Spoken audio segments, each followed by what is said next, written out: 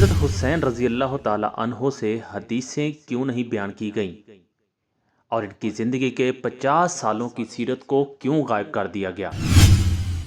ہم میں سے ہر کسی نے حسنین کریمین کے بچپن کے واقعات سنے ہیں یا پھر کربلا کا واقعہ۔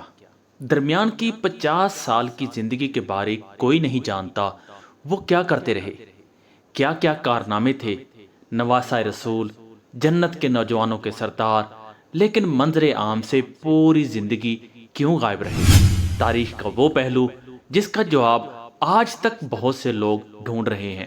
آئیے آج اس راز کو بھی سلجھانے کی کوشش کرتے ہیں۔ یقیناً آپ بھی اس ویڈیو کو دیکھنے کے بعد اپنی رائے سے میرے علم میں اضافہ کریں گے، اس لیے میری آپ سے گزارش ہے کہ آپ لازمی اپنی رائے کمنٹ میں لکھیں تاکہ میں آپ سے بھی سیکھ سکوں۔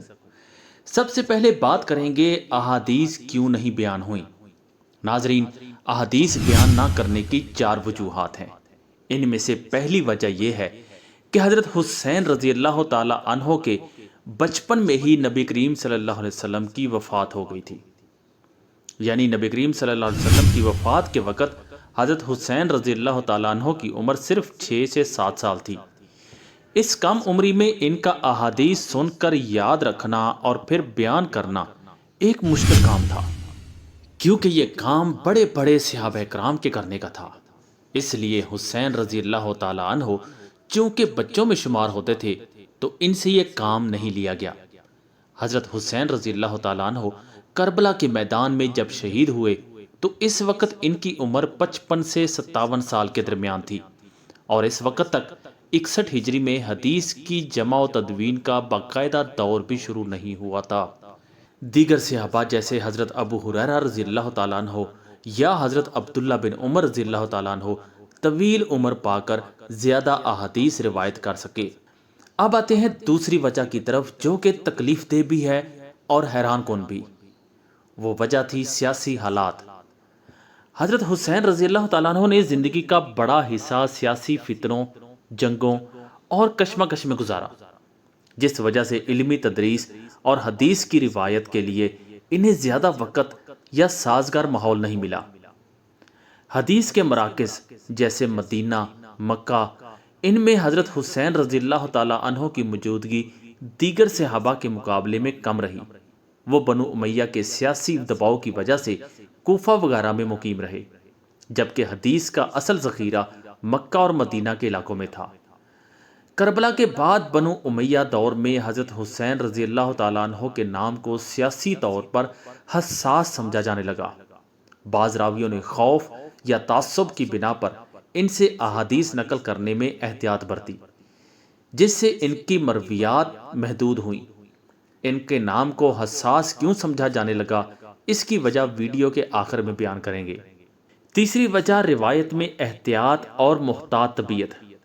حضرت حسین رضی اللہ تعالیٰ عنہ اور اہل بیت کی زندگیوں کا ایک حسین پہلو یہ بھی تھا کہ وہ حدیث بیان کرنے میں دیگر افراد کی نسبت زیادہ احتیاط کرتے تھے، کیونکہ نبی کریم صلی اللہ علیہ وسلم کا فرمان تھا کہ جس نے میری طرف جھوٹ منسوب کیا وہ اپنا ٹھکانہ جہنم میں سمجھے۔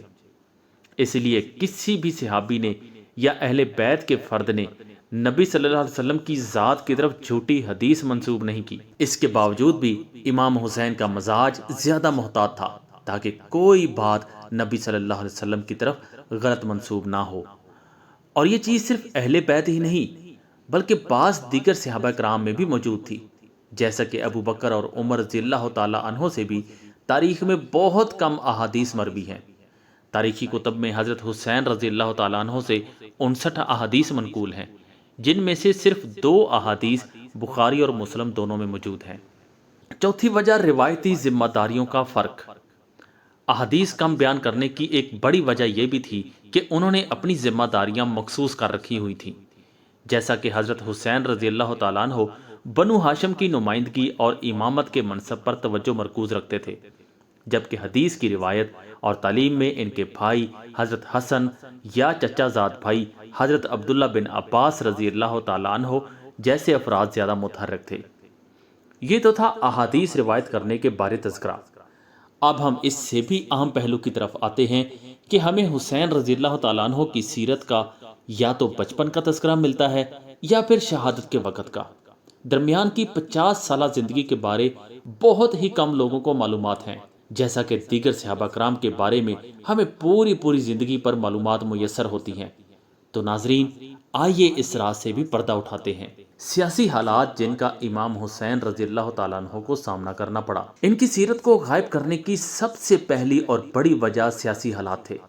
امام حسین رضی اللہ تعالیٰ عنہ نے یزید کی بیعت سے انکار کیا تو جس قدر عظمت والی شخصیت تھے آپ، اتنا ہی یزید اور اس کی ریاست کی بقا کے لیے حسین رضی اللہ تعالیٰ عنہ کا انکار زلزلے اور بجلی کا کام کر رہا تھا۔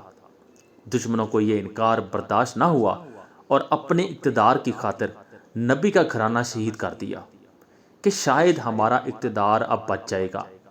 مگر کربلا کے بعد امام حسین رضی اللہ تعالیٰ عنہ کا نام اور کردار یزید اور اس کے دیگر گورنروں کے لیے ایک خوف کی علامت بن گیا۔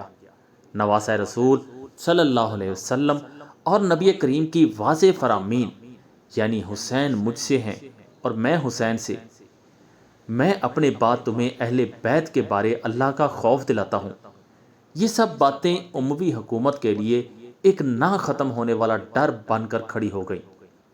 انہوں نے حسین رضی اللہ تعالیٰ عنہ اور ان کے خاندان کے بارے میں تاریخی معلومات کو مسخ کرنے یا دبانے کی کوشش شروع کر دی۔ ان کے فضائل بیان کرنے والے راویوں کو دبایا گیا، ان کی تحریریں، تقریریں، دروس اور سوانح کو عام عوام سے چھپایا جانے لگا، جس کی وجہ سے ان کی زندگی کے اہم واقعات دستاویزی شکل میں محفوظ نہ رہ سکے۔ مزید اہل بیت کے باقی افراد جیسے امام زین العابدین نے تقیہ یعنی خطرے کی صورت میں عقیدہ چھپانے کا راستہ اختیار کیا۔ انہوں نے سیاسی حالات کے پیش نظر اپنی سرگرمیاں محدود رکھیں تاکہ مزید جانی نقصان نہ ہو۔ اس وجہ سے امام حسین رضی اللہ تعالیٰ عنہ کی درمیانی زندگی کی تفصیلات کم ریکارڈ ہو سکیں۔ ایک اور وجہ بھی ہے کہ امام حسین علیہ السلام کی درمیانی زندگی زیادہ تر علمی اور تبلیغی سرگرمیوں پر مشتمل تھی۔ وہ مدینہ میں درس و تدریس میں مصروف رہے، لیکن چونکہ یہ سرگرمیاں سیاسی واقعات جنگ جمل، صفین کی طرح نمایاں نہیں تھیں، اس لیے ان کا تذکرہ کم ملتا ہے۔ نیز انہوں نے اپنے بھائی امام حسن رضی اللہ تعالیٰ عنہ کی وصیت کے مطابق حضرت امیر معاویہ رضی اللہ تعالیٰ عنہ کے دور میں سیاست سے علیحدگی اختیار کر لی تھی۔ ان کی ایسی خاموشی اور گمنام زندگی اس وقت ہر قلم کے لیے موضوع بن گئی جب اہل کوفہ نے ان کو بار بار خط لکھ کر اپنے پاس بلایا، لیکن راستے میں ہی کربلا کا سانحہ ہو گیا۔ اس سانحے نے بہت سے خاموش افراد کو زبان دی، بے حرکت قلم کو حرکت دی۔ شیعہ اور سنی دونوں طرح کے افراد نے اس واقعہ کی بھرپور مذمت کی اور حسین کی صف میں کھڑا ہونا ہی درست راستہ سمجھا۔ امام حسین کی زندگی کا ہر پہلو اسلامی تاریخ کا اہم حصہ ہے۔ ان کی شہادت نے نہ صرف ظلم کے خلاف آواز اٹھانے کا جذبہ دیا، بلکہ یہ پیغام دیا کہ حق کی بقا کے لیے قربانی ناگزیر ہے۔ آج بھی کربلا کا واقعہ انسانیت کو عدل و انصاف کی راہ پر چلنے کی ترغیب دیتا ہے۔ ناظرین، آپ کو ہماری یہ ویڈیو کیسی لگی؟ ویڈیو کے بارے اپنی رائے کومنٹ میں ضرور دیں، چینل کو سبسکرائب کریں اور ویڈیو کو شیئر کریں۔